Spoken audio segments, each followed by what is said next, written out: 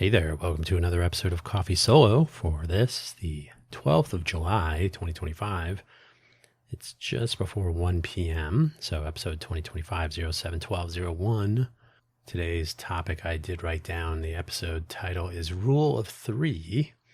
It's a follow-up to last night's episode, July 11, even though Ko-fi.com will tell you it was published on the 12th. It was a close call. Summary: for some odd reason, everything is better in groups of three, whatever the things are.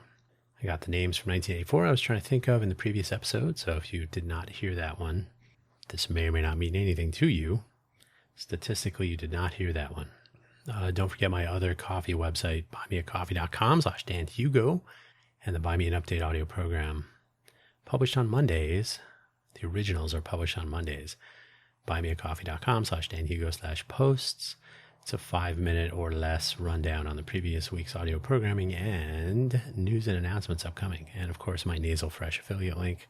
Check that out if your sinuses are bothering you, as mine are now. So today, let us speak of, and I just published an episode about 12 hours ago.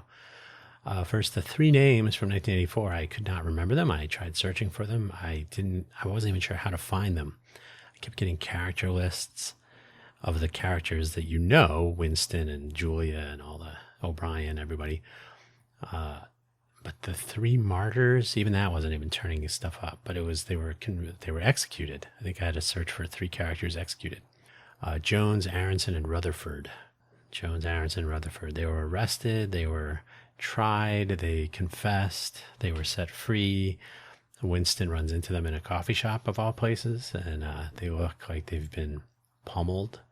And then they're rearrested and then executed. And then Winston finds evidence that they were actually innocent of the crimes of which they were accused. And we know how that goes.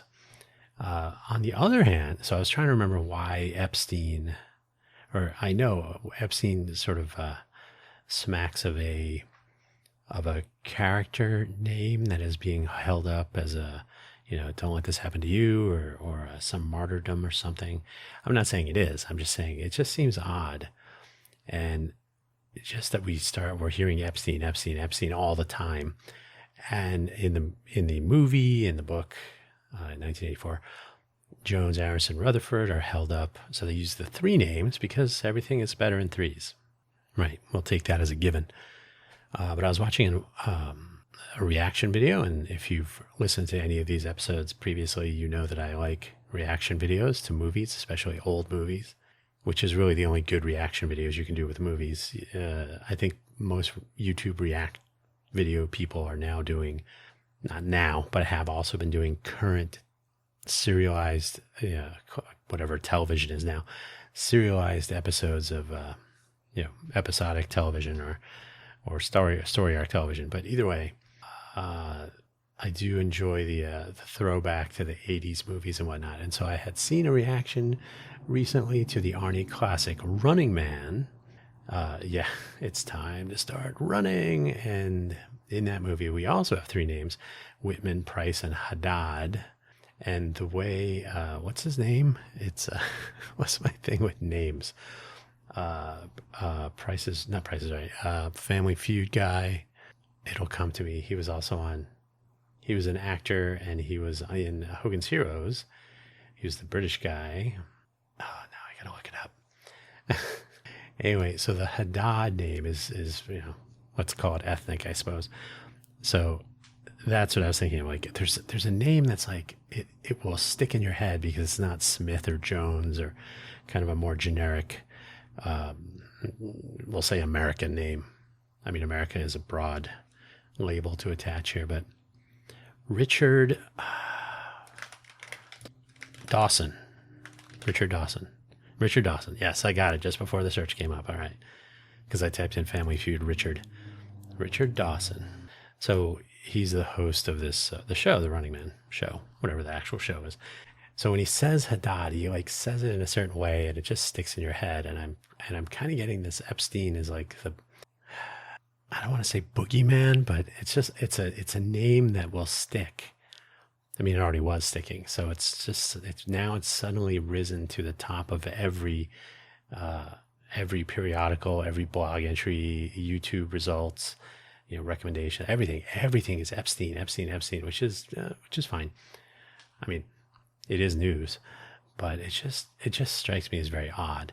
So those are the two groups of three names: Jones, Aronson, Rutherford, and Whitman, Price, Haddad.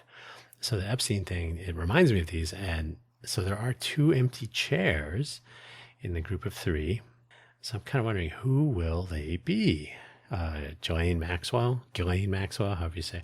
I've heard every permutation of how to how to pronounce those letters in her first name. Ghislaine, I think probably is correct. Sounds like. I mean, it just sounds like that's how you would say a name like that. Why would you say Ghislaine? That's a weird name. I mean, with the trouble they went to have the H and the AI, Ghislaine. That sounds right. Maybe somebody else, or maybe it'll be Patel and Bongino. And by the way, I always want to say Boingo when I see that name, like Oingo Boingo. Maybe it'll be Bongino and Bondi. And then Epstein, I don't know. The name, I'm not talking about people. I'm talking about names that will be mentioned, right? So even though I said three empty chairs, there are three slots, and one of them has Epstein in it. So the other two will be Ghislaine and maybe the prosecutor who let him off, who's now in the Trump administration somewhere. I don't know. Could be anything. Anyway, it's it's something I'm watching now. I don't know. I think everybody's going to have to be dealing with this at some point. It's just going to be at the top of every search result and you'll be searching for, hey, where should we go to dinner tonight? Epstein's? No. I did post the previous episode at 11:58 Pacific time on July 11th, by the way. And I should mention that the times and dates are always Pacific time. I really should start being more obvious about that. I usually say the time at the top of every episode of every program I produce, but that doesn't necessarily mean anything to most people. If you're in a different time zone, whatever. Pacific time though. But Ko-fi.com, ko-fi.com, by the way, marked it for July 12th, which is kind of annoying because I really wanted to get it on the correct day. I know when it was published, and you know because the dates are right there in the episode title. But still, it's kind of annoying. I mentioned this right at the end of yesterday's episode, or this morning's episode, I guess. I'm thinking about creating alt channels and publishing normal RSS feeds of the episodes of this program and of Buy Me an Update, just because I don't know that people are actually going over there, and because neither buymecoffee.com nor ko-fi.com provide an RSS feed of the posts, which is obviously a consumer retention strategy. Like, oh, you must see the content on the site. And as I said right at the top there, it'd be nice if people would visit these pages just so I have some other connection to people in case my websites go away, in case Spotify decides to delete an episode of the audio program again. There should be a way of notifying people. There should be a way that you can always click over and see, oh, what was going on there? What happened? And I can say, oh, this episode's, this channel was deleted. And that did happen with the old Hugo floss, so it could happen. But, having these alternate channels, and then if nobody uses them, do they exist? So an alternate RSS feed, probably time shifted. And so you would get the Buy Me an Update episodes some days later. And maybe Friday, maybe Wednesday or something. So, we'll see. I don't know. I'm thinking about doing it. It would be easy to do. So, of course, I will put it off. But I would like to have alternative ways of reaching people that they will actually use, but the winds blow where they will, so we'll see. I need to get back onto my coding to-do list, especially in the past couple of days. Well, first of all, I haven't done any serious coding in way too long. I am a programmer. I did it for decades. But really I really classify myself as more of an engineer, computer engineer, if you like, technologist, if you want to be more generic. I can't say that I'm not an 8-hour-a-day coder. I was never sitting in a cubicle. Well, not never. It happened a couple times. Netscape, Philips. I spent a lot of time just heads down, so at Philips I was embedded. I was creating code for microcontrollers, 8051 microcontrollers. So that was some coding in my cube, which was in the lab, the space that we had anyway. Or I'd walk over to my lab bench and I would see my 8051 board that we were working on, and I would try some code out on it. And I had a whole computer sitting next to that, the project, so that I could code right there at the lab bench. So, but that was a mixture of like booting up a piece of hardware, seeing if it worked, fixing a bug, whatever. But yeah, I can't say like I'm not into. I don't think I would be interesting in the slightest if I were to do like the live coding stuff that people do on YouTube and Twitch and whatnot. I just don't sit down and start coding for an hour straight or 2 hours straight. Now, as a matter of like day to day, I have done that, but I can't say that I would like to create a video, or I'm going to code during an episode of Coffee Solo, and you're just going to hear me typing for 30 minutes. Like, that's not really my style. I would rather like try an idea out. I would do some pondering. I like to draw diagrams for later so that people know what I'm trying to accomplish. Sort of form of documentation and so on. So yeah, let's just say it's been a while. I'm not gonna say I've never, but it's been a while since I've been like a member of technical staff where here's your job. Your job is to write code to do this and then go to meetings. So yeah, coding is no longer like top of list every day, but it really needs to be top of list for a while because I have tons of ideas to accomplish. And I have to say, there is something gratifying about being able to turn an idea into something functional. And this is where AI is supposedly going to take over the world, is now you can just tell your favorite generative AI tools, build me an app that will do all of my work for me. And it'll say, oh, we've done that already. But no, it'll build your favorite little app or something. But the thing is, and this is really going to be the undoing of all this, I think, the possibility of people having generative AI tools write the code that they describe in their prompt, or what I think now is being called the context. So you say, I want an app that will keep track of my expenses and will upload them to a Google spreadsheet or whatever. And if you do it in Gemini, it'll probably just do everything for you automatically. So that's cool. But what happens when it doesn't work, or it doesn't work the way you expected it to? And if you don't know how to write code, statistically, you don't know how to test code, right? And you probably don't know this. I don't know if I've mentioned this. I began my career out of college because it was 1993, the recession. The Bush 41 recession was going strong. The Clinton and Gore internet years were upon us. But right in 1993, the job market was tricky. So I got a job at Apple, but I was in Apple QA. So I started my career as a tester. And to this day, I tell people, like, even though at the time, oh, you're just a tester, like people would put down the testers like, oh, you had a pen and they needed a tester, so you had no qualifications. But the truth is, when you learn how to do that stuff and some of the methodologies that do work and some that don't, it makes you better at what you're doing, right? If you start your job as your career as a food taster, and you eventually become a chef, you have not only the insights of the training of a chef, but you know what tasters are looking for, or maybe a food reviewer or whatever. But so you have the perspective of the people that you are trying to serve. And I always say QA people, testers are advocates for the user, right? If the user is not sitting in a meeting with you, the QA person is. So they're sitting in, right? So they're going to do all the things that a user might do, including some silly things. And then your code or your project, whatever it is, even your hardware, your food, it should react to that. It should work. So the value of testing is non-trivial. It should not be discounted. And even to this day, I encountered someone who said, oh, shouldn't testers and engineering be adversarial? And I was like, is there a window you can jump out, or a lake you can jump into, perhaps? Just absolutely ridiculous. So anyway, I need to get back to day-to-day coding. So I got to fit that in with everything else I'm doing. And I feel like part of that mindset has been on vacation. Now, I am the managing director of the Innovate for Vegas Foundation. I've mentioned that before, I think.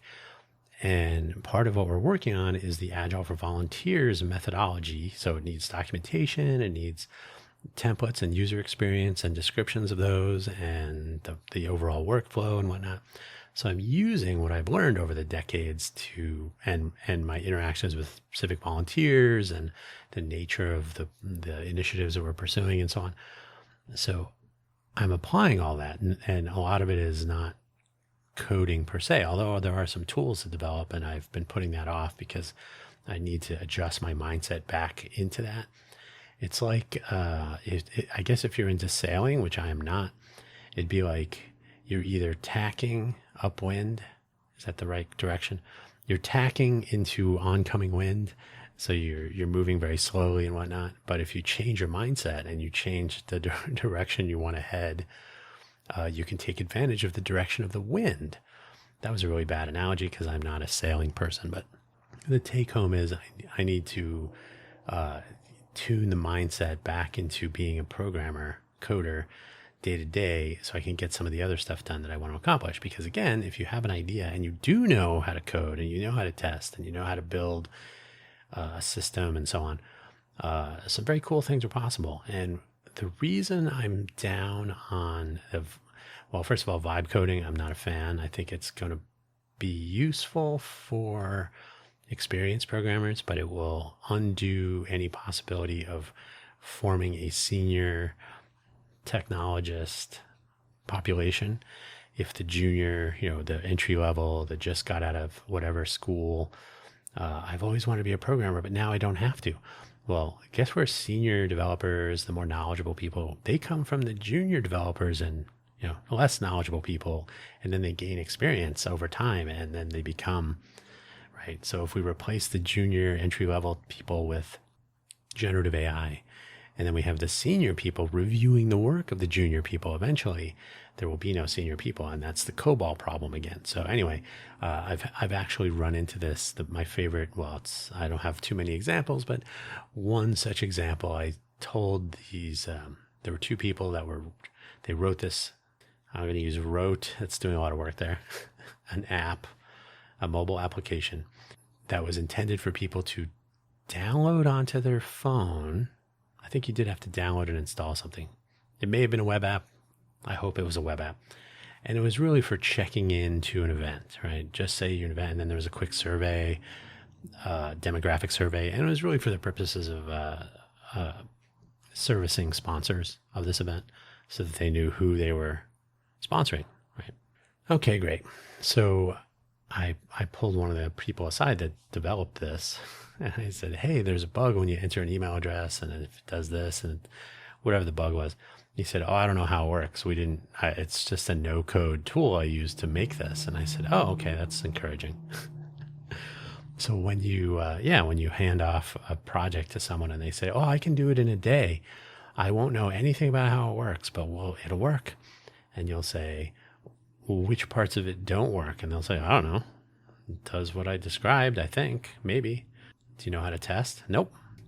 I don't know how to code. I don't know how to test. I don't know how to do anything. I just described what I wanted to. I vibed. I just think this will be a problem. Anyway, my goal for the rest of my existence, I think, is to try to get back into a execution mode so that ideas I have don't languish, because that's very frustrating. You cannot wait for other people. You cannot wait for co-founders or collaborators. If you have the wherewithal to do it yourself, you should just do it yourself. Be done with it, and then have people come to you later and say, "Oh, you should have called me." And then you can look them in the eye and say, "I did."